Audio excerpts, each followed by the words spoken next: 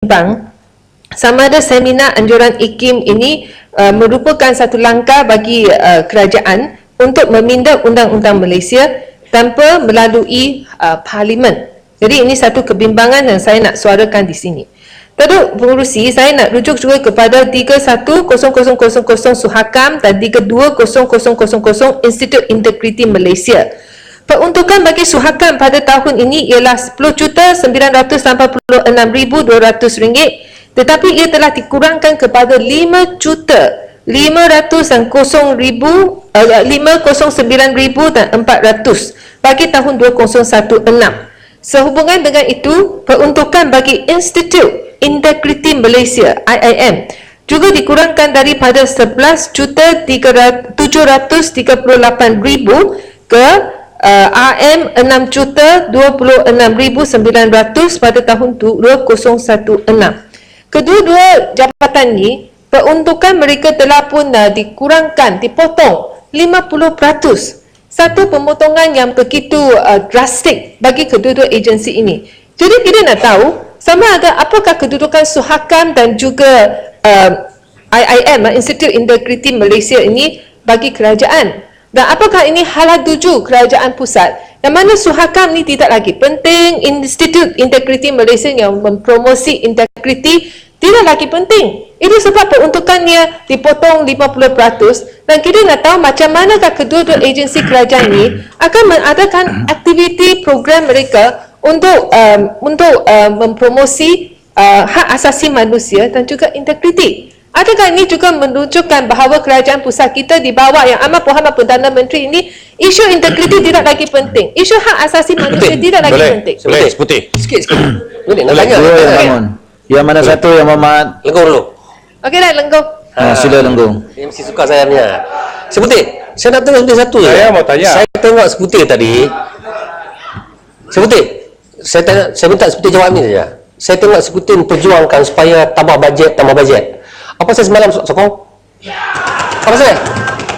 Dapat standard Putih. Bila ni cakap bajet ni tambah, Semalam yang ditolak yang tidur lah. Apalah. Memang tak sokong lah sebab tak setuju. Malam dia tak sokong, hari ni dia minta Tak tambah. setuju. Memang satu ni. Tak setuju dengan bagaimana Ini memang satu Putih. You sokong apa ni? Tidak cukup. tak faham langsung. Tak faham. Ini cakap je lah. Tak betul lah Putih. Ni tak, yang tak betul tu Lenggong tak betul. Ya. Semalam ni tak sokong, hari ni dia minta bajet lebih. Mana satu ni betul faham lah. Pengerusi, saya nak dapat pandangan daripada Seputih. Mereka tidak faham kalau kita maksudnya bajet ini mengurangkan bajet-bajet banyak institusi yang penting bagi negara kita. Oleh itu, kita tak boleh sokong. Kalau sokong maksudnya kita setuju dengan pemotongan itu. Apa pandangan Seputih?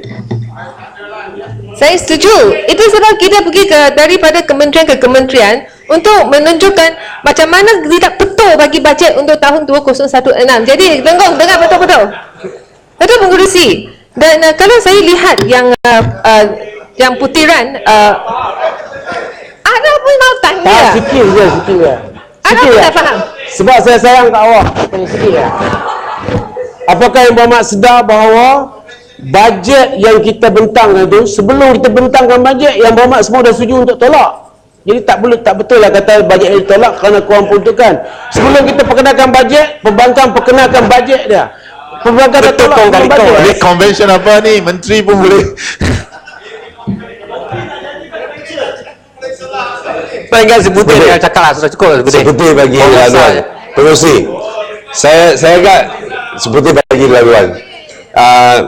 Pandangan Seputih, bagaimana jadi menteri kalau sendiri keliru apa maksudnya bajet? Bajet kita ialah bajet yang dibentangkan oleh pekan ini telah melakukan satu tindakan yang tidak membantu institusi-institusi seperti hak asasi manusia, integriti, anti rasuah.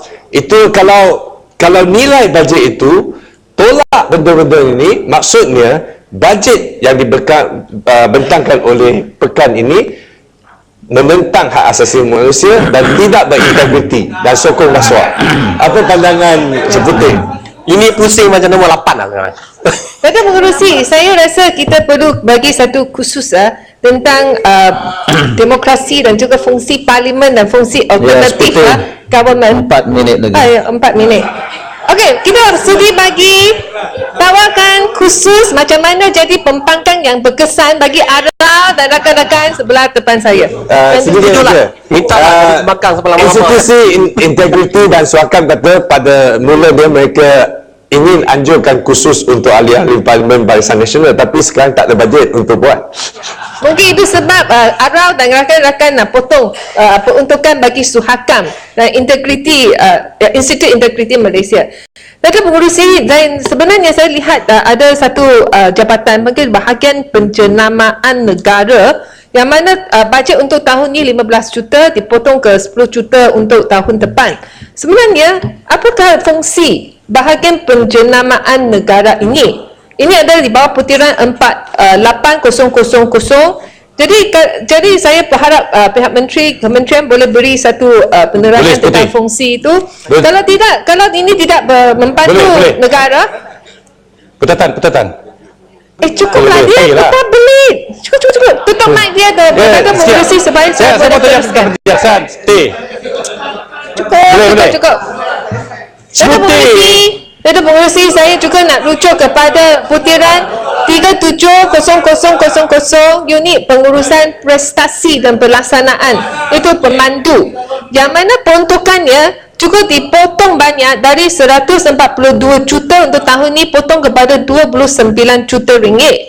Jadi saya sebenarnya sekarang nak tahu apakah hala tuju pemandu sekarang.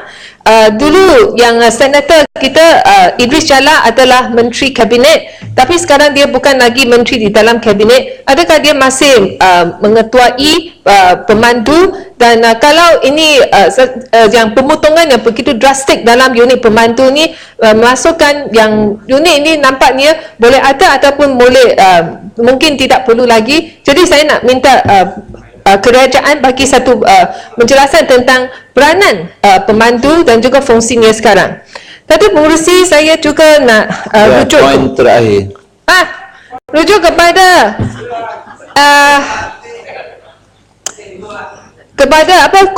putiran 010000 khidmat korporat bagi Suruhanjaya Pencegahan Rasuah, yang mana peruntukannya daripada 15 juta ringgit potong kepada 8 juta ringgit, 8.6 juta ringgit pada tahun yang akan datang.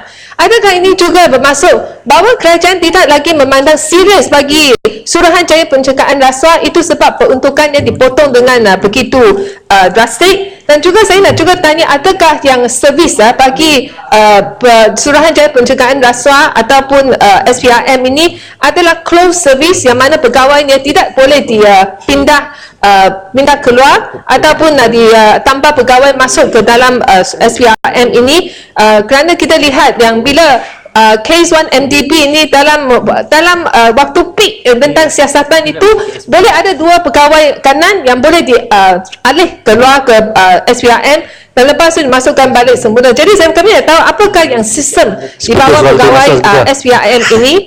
Dan juga saya nak juga tahu tentang SPR 010000 yang mana peruntukannya tambah dari 1.42 juta ringgit ke 2.326 million bagi tahun yang akan datang. Kami nak tanya, yang SPR ini sejak Mei 2013 sampai Mei tahun ini 2 tahun baru mereka mendaftar 373,467 dengan izin pengundi baru. Ini menunjukkan mereka tidak laksanakan tanggungjawab. Tapi peruntukan tambah lagi. Jadi adakah kami juga nak tanya, bilakah persembadanan kawasan ini akan dibentangkan? Adakah ni kerajaan akan bentangkan lagi persembadanan kawasan baru atau kita akan kekal dengan apa kerusi yang kita ada untuk dalam PRU ke-14? Dan juga bagi sedikit saja Dato' Pengerusi tentang Parlimen putiran 15000 pengubahsaian dan penaik taraf Parlimen Malaysia. Kami juga nak tahu lah, kami diberitahu dulu Betul. 2015 pengupas sayang parlimen ini akan siap. Tapi Mau sampai pergi sekarang meeting kita lah masih seperti. berada sini. Kata Dia mau dah- pergi meeting. apa ya meeting. Dan juga saya sokong dengan pokok senat Tadi sudah confirm mau tidak pergi meeting. dipotong dan hanya diberi kepada media, setiap media yang masuk ini. Kami nak tahu penjelasan kenapa yang so far dekat sana tak perlu lagi timbangkan bagi reporter pergi buat kerja. Saya rasa lebih bagus. Dan juga dalam laman web kita ni tidak update. Parti Amanah tak ada dalam statistik yang perwakilan parti di dalam Dewan Rakyat ini. Jadi adakah ini satu lepas pandang ke atau apa? Nak minta penjelasan. Syukran jazirah. Terima kasih.